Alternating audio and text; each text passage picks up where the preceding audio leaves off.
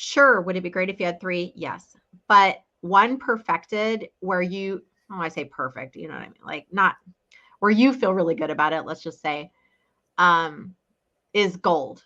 That's gold. And again, we can kind of get into that. Oh, not enough. Like, oh, I don't have enough. So I only have one talk. So I shouldn't be a speaker. Oh, I don't have enough talks. Right. No, like, do not let anyone tell you that you can be a speaker with only one talk. Now, as you get more seasoned and you do that talk, let's say 100 times, right? Like, let's say you do that talk 100 times, you are going to naturally evolve to add another talk or two because you're like, oh, I learned some things along the way, or I've expanded my business, or I've added a product or a service, or I just have this other message that's really dying to come out. Listen to that voice, right?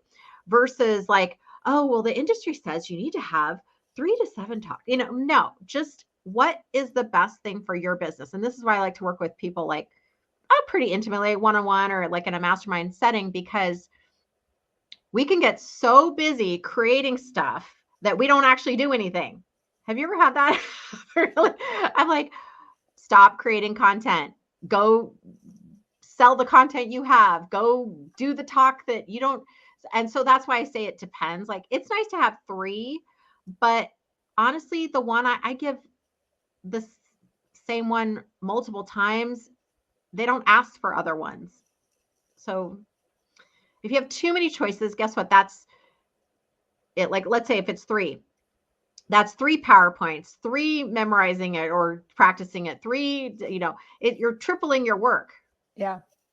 So, but once you've got one down and you've done it a bunch of times, then yeah, add one. Sure. Add another one. That's fantastic. I love that you're saying that. I love that you're saying only one, because I have a handful that I can pull from. So that actually makes me feel like really relieved, because only maybe 2 of them are like really, really good. Right. So that's where it's like, I But go, okay, really drop into like, what's the core message that really provides a ton of value to the audience, which I'm sure you do because you're like amazing speaker, and provides a ton of value to my business. And I think that's the part, especially really heart-centered speakers, often women, provide massive value to the audience, but forget to provide massive value to their business because we're so trained to give, give, give, give, give. Oh no, I'll go last. Well, whatever you want. I don't care. Oh, it's all about you. I'm just here to give to you. And you got to give to your business. yeah, You have to.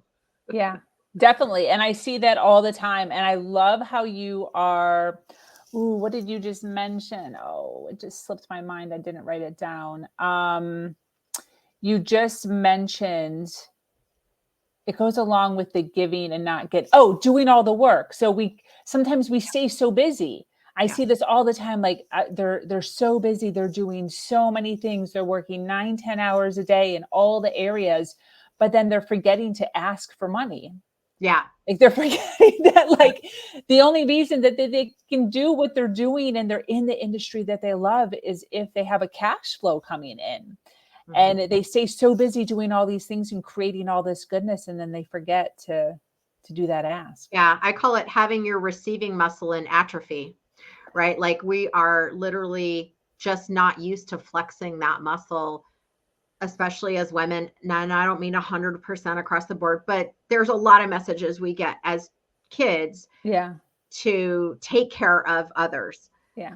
And then naturally you don't think necessarily of taking care of yourself because it's selfish or rude or whatever. Yeah, definitely. It's uncomfortable. And I think a lot of it also just general with women, when we're working and then we're also taking care of the kids and we're also taking care of the house and we're also washing the car. And there's so many things that we just do because we're loving, caring, giving people that it just kind of goes right in that same cycle of this is just part of being a human, being a woman, human. Women are so resilient. Yeah. So resilient. And then it can be to a fault of like, I would say too much water, you're going to drown. Like, I don't know, like how much water do you need?